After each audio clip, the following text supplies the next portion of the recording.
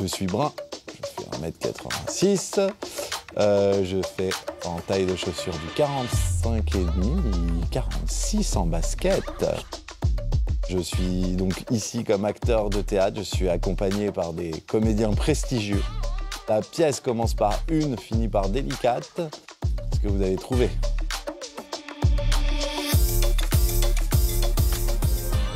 Je m'appelle Dominique Hanet et je fais des disques depuis longtemps sous le nom de Dominica, depuis plus de 30 ans maintenant.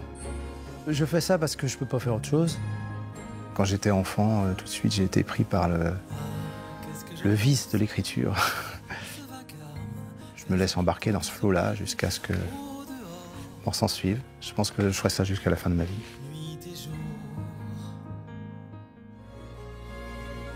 Cette semaine, dans le Paris des Arts, un artiste avec un grand A. Il est l'un des pionniers de la nouvelle chanson française. Il est fou de littérature. Il aime la prose, les vers, les rimes. Nous allons retrouver Dominica à la Maison de la Poésie. Ensuite, direction le Théâtre des Nouveautés en compagnie de l'humoriste Max Boublil. Et puis vous restez avec nous parce qu'à la fin de l'émission, il y a le coup de cœur du Paris des Arts. Bonjour. Bonjour Valérie. Ça va? Vous connaissez bien les lieux? Mais carrément. Vous carrément. êtes venu souvent ici? Une dizaine de fois. Pour? Pour déclamer des poèmes, déclamer de la littérature, pour chanter. Pour chanter. C'est un bel endroit alors. C'est super. On y va? Une des plus belles salles de Paris. Vraiment. Allons-y. Merci. Je vous en prie. Ce lieu, en plein centre de Paris, a traversé les époques. Pendant la Révolution, en 1791, ces murs ont d'abord abrité le théâtre Molière, qui changea de nom une demi-douzaine de fois. Tombé dans l'oubli et l'abandon, c'est Jacques Chirac, alors maire de Paris, qui décida de réhabiliter les lieux en les consacrant au 5e art. La Maison de la Poésie aura 30 ans l'année prochaine.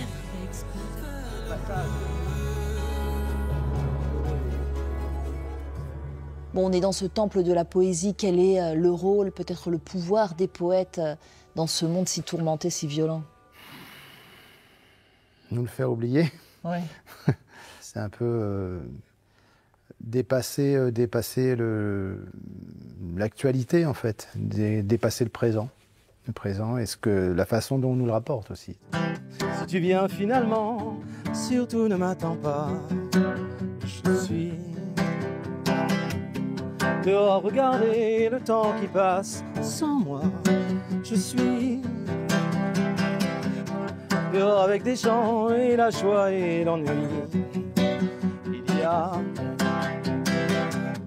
temps à gagner parfois quand le temps vous oublie.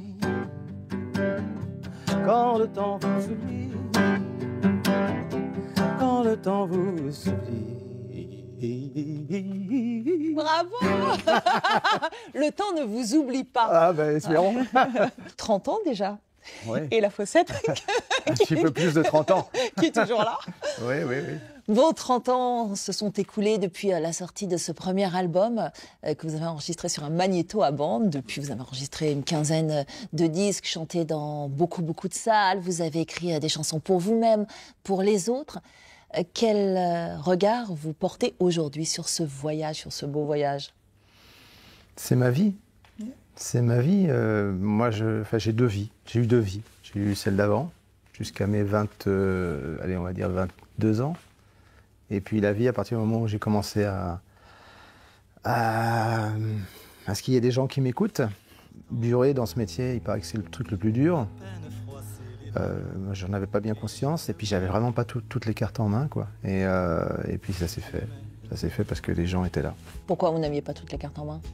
Parce que j'étais une feignasse, parce que je croyais pas en moi, parce que tout ça me dépassait en fait.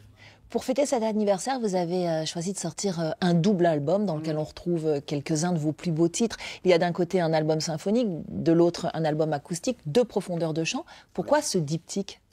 Quand l'Orchestre de Chambre de Genève et la Comédie de Genève m'ont proposé de faire des concerts symphoniques, tout de suite il y a eu l'idée, l'envie d'enregistrer ces concerts, et donc de faire un disque. Et dans le même temps, il y avait cette idée qui traînait toujours de la forme intime. Et j'ai trouvé que c'était finalement une assez belle façon de joindre deux facettes autour d'un même répertoire et de travailler des chansons complètement différemment, si ce n'est que dans un cas comme dans un autre, c'est dans un cadre acoustique, en fait. C'est des gens qui jouent Ouais. ensemble, en direct. Et c'est de privilégier le jeu musical dans une forme intime et dans une forme, on va dire, Grandiose. pléthorique. Au revoir mon amour, peut-être un autre jour, peut-être une autre année. Au revoir mon amour, la vie n'est pas finie, la vie n'est pas passée. Et ce sont deux écoutes différentes, Oui, je crois. deux émotions différentes. Ah oui, en tout cas, en tant qu'interprète, oui, c'est complètement différent parce qu'avec l'orchestre, je suis l'instrument de mes chansons. Et quand je joue avec mes deux camarades, on est plus dans un rapport de chercher une fusion et sur un jeu musical qui est plus des jeux de regard aussi. Et après, le point de jonction, c'est l'interprétation. C'est-à-dire que dans un cas comme dans l'autre, il faut que je sois là, et que porté par les chansons et que je porte les chansons. Venu des avalanches, du feu juché sur les branches, du long chemin noir sorti.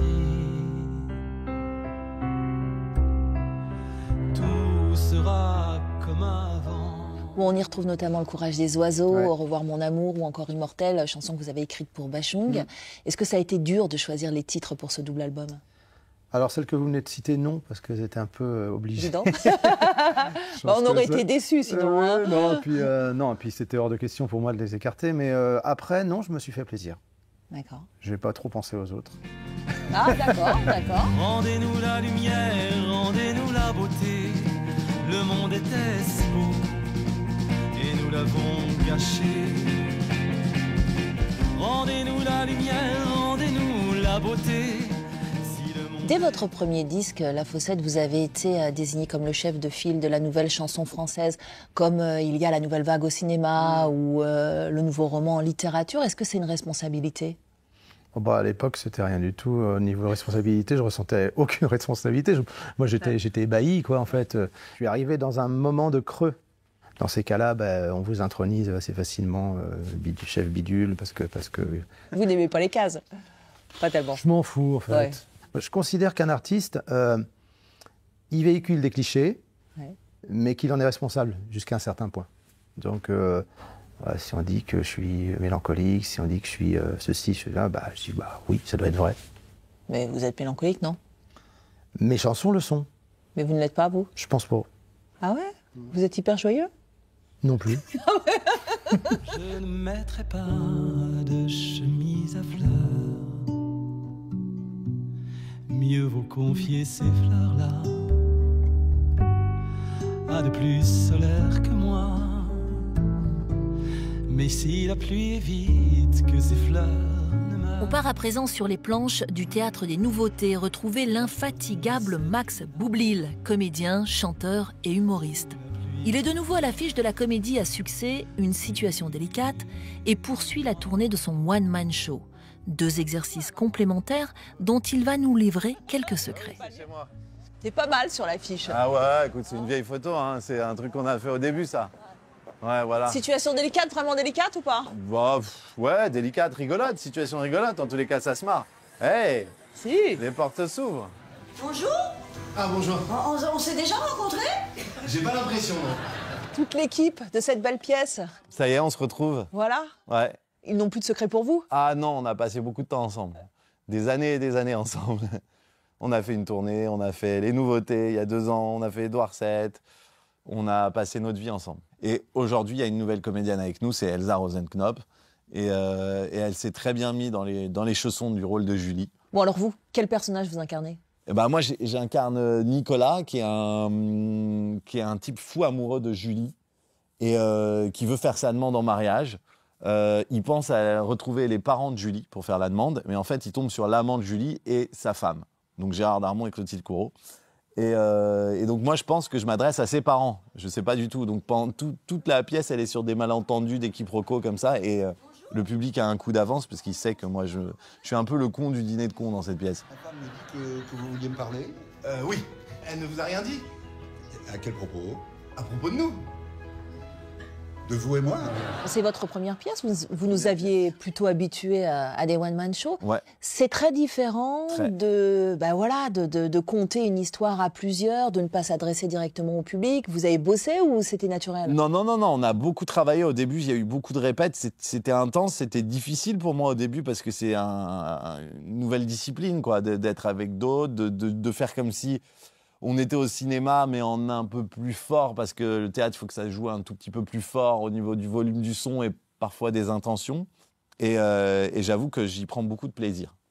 Bon, dès la rentrée 2025, vous enchaînez avec la tournée de votre seule en scène qui s'intitule Maximilien. Ouais. C'est un spectacle dans lequel vous vous livrez, Oui. vous nous faites entrer dans votre vie à la rencontre des personnages qui comptent, Ouais. votre épouse, vos enfants, Ouais. votre mère. C'était important pour vous de vous raconter? Oui, je voulais que ce spectacle, ça soit pas juste un one-man show de plus. Je voulais vraiment raconter un peu ce qu'était ma vie. Et je parle de vraies anecdotes. À un moment, j'ai tout un sketch sur les années 90. Voilà, je voulais qu'il soit beaucoup plus sincère que ceux d'avant. Ça fait 18 ans que je suis en couple. 18 ans. Normalement, 18 ans, j'ai regardé, c'est la peine pour double meurtre avec préméditation.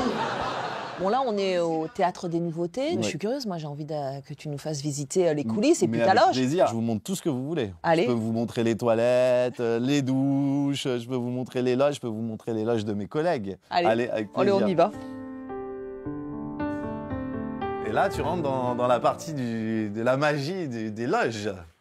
Alors là, tu as la loge de Gérard Darmon, donc qui a une loge avec une baignoire et une piscine. Et là, tu as la loge du vrai artiste, du mec, tu vois, qui a une loge de plus petite qu'une cellule de prison.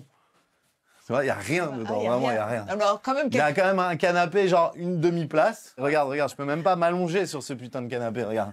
Je peux me mettre comme ça, au mieux, je suis comme ça, voilà, comme ça. Oh, quel plaisir. Tu comprends pourquoi j'arrive pas 2 heures en avance? Et le piano, c'est pour qui? Le piano, c'est pour moi. Je demande toujours un piano parce que sinon, je me sens pas bien. D'accord. Voilà, donc je fais un petit peu de piano le soir, comme ça, quand j'arrive à 20h45. La prod est sympa avec toi, hein? Ils sont obligés. Voilà. Bon, ça va pas être la plus grande séquence du moment, hein. Et il faut pas les truquer, ces séquences. Elles marchent plus après. Bon, Max, tu restes là parce que Bien je crois sûr. que les spectateurs vont bientôt arriver. Exactement. Et les spectateurs, vous restez avec nous aussi sur France 24 pour le coup de cœur du Paris des Arts. Voilà. On la garde, elle est bonne.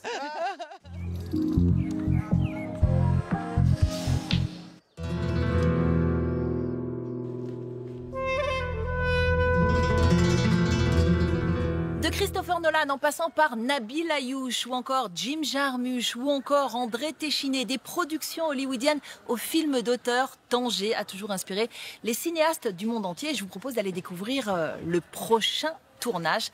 Ça se passe juste derrière moi. Bonjour. Bonjour. Merci de nous accueillir. Vous êtes là toutes les deux pour le tournage de ce film Behind the Palm Trees. Quelle est l'histoire? Et l'histoire, c'est l'histoire d'un garçon qui s'appelle Mehdi, qui vit à Tanger, au Maroc, et qui est engagé dans une relation avec une jeune fille qui s'appelle Selma. Il est fou amoureux d'elle. Et tout se passe très bien dans leur relation jusqu'à ce qu'ils fassent la rencontre de Marie. Et donc, à travers son regard, on va un peu faire une immersion dans le monde des expatriés et des touristes étrangers au Maroc et notamment dans la ville de Tanger. Qu'est-ce qui vous a donné envie de faire ce film? J'aime énormément la forme du thriller. Donc en dehors du fait que j'ai beaucoup aimé l'histoire, justement le pitch et comment elle l'a construit, dans son premier film Sophia, que j'avais beaucoup aimé aussi, il y avait toujours cette histoire de personnage principal qu'on suit et qu'en fait ça devient un anti-héros, on l'aime, on est avec lui dans sa tempête. Action! Remets-toi en place, Farid. Je suis Mehdi, le fils de... Je sais qui vous êtes, je me souviens de vous. Mariam, ce que vous racontez entre les lignes, au-delà de la petite histoire, c'est la grande histoire, celle qui se joue entre la France, le Maroc, vos deux pays. Qu'est-ce que vous dites dans le film? En fait, ce que j'avais envie d'interroger à travers ce film, c'est la manière dont les questions politiques et comment la grande histoire, comme vous le dites très bien, vient aussi s'inscrire de manière inconsciente dans les rapports les plus intimes, en fait, et dans ce cas-là, les rapports amoureux. Évidemment, pour moi, c'est aussi à la période de la colonisation aussi que tout se joue et qu'est-ce qui nous reste de ça aujourd'hui. Et pour le personnage de Mehdi, il est fasciné par ce monde, il a l'impression que ce monde est très libre, où tout est facile, tout semble simple pour Marie, mais au final, il voit que la pointe de l'iceberg et il voit pas ce qui est caché en dessous. Eh ben, je vous remercie. Vous m'avez vraiment donné envie de voir ce film. Merci. On se retrouve très vite pour un prochain coup de cœur du Paris des Arts.